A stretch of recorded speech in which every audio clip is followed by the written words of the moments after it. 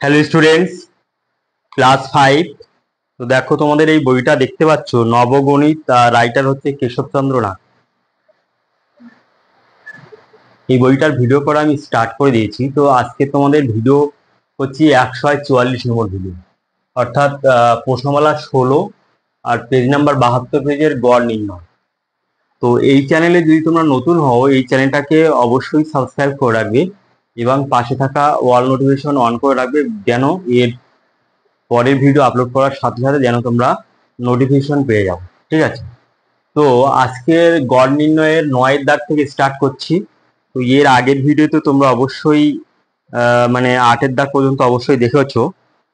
তো 9 দাগের অঙ্কটা এরকম যে কোনো বিদ্যালয়ে প্রথম 2 দিনে 500 জন, তারপর 3 দিন প্রত্যাহ 200 জন এবং ষষ্ঠ দিনে 184 জন ছাত্র উপস্থিত ছিল।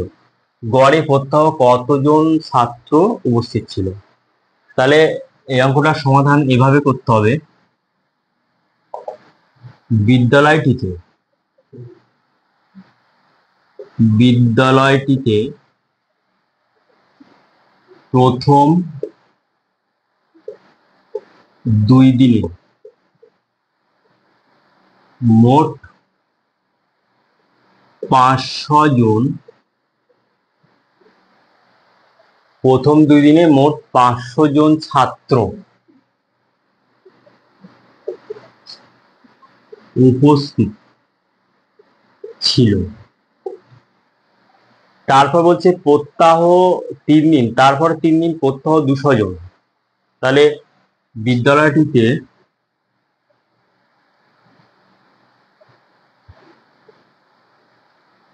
তারপর 3 দিনে মোট 200 গুণ 3 সমান সমান 600 জন ছাত্র উপস্থিত ছিল। বিদ্যালয়টিতে ষষ্ঠ দিনে বিদ্যালয়টিতে ষষ্ঠ দিনে মোট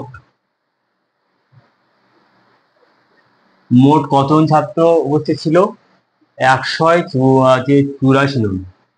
মোট 184 জন ছাত্র উপস্থিত ছিল। এবার লম্বা করে একটা দাগ দাও। তাহলে অতএব বিদ্যালয়টিতে, তাহলে প্রথমে হচ্ছে 2 দিন, তারপর 3 দিন, 3 2 5, আর হচ্ছে ষষ্ঠ দিন মানে 6 দিন। 6 দিনে মোট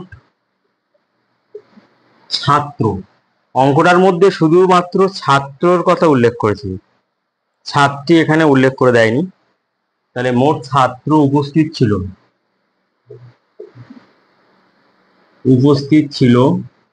সমান কত? ওই 500 যোগ 600 যোগ 184 সমান সমান কত হবে? 6 আর 5 1100, 1284 জন। বিদ্যালয়টিতে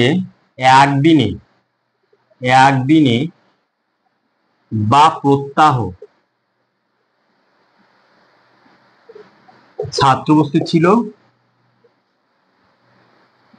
গড়ে, এখানে একটু মুছে দিই, বিদ্যালয়টিতে বলছে, এখানে উত্তর চেয়েছে বিদ্যালয়টিতে প্রত্যাহ কতজন গড়ে, প্রত্যাহ গড়ে ছাত্র উপস্থিত ছিল সমান কত হবে? ওই 1284 ভাগ 6। তাহলে 6 দ্বিগুণ 12, 6 একে 6, 7 8, 6 4 4 24, 214 জন। এটা হলো আনসার।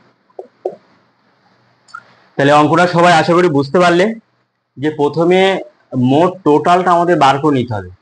এবার প্রথম যে 2 দিনে যে ছাত্র সংখ্যা আছে, এটা হচ্ছে মোট।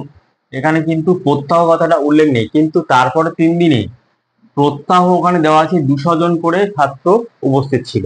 তাহলে 3 দিনে মোট কত ছিল, তাহলে 3 দিয়ে ওই জন্য গুণ হবে। ষষ্ঠ দিনে অর্থাৎ 6 নম্বর দিনে মোট মানে ছাত্র উপস্থিত ছিল 184 জন। তাহলে টোটাল দিন সংখ্যা কত হচ্ছে, 3 + 2 প্লাস এখানে ষষ্ঠ দিন মানে একদিন। টোটাল 6 দিনে বিদ্যালয়টিতে মোট ছাত্র উপস্থিত ছিল হচ্ছে 1284 জন।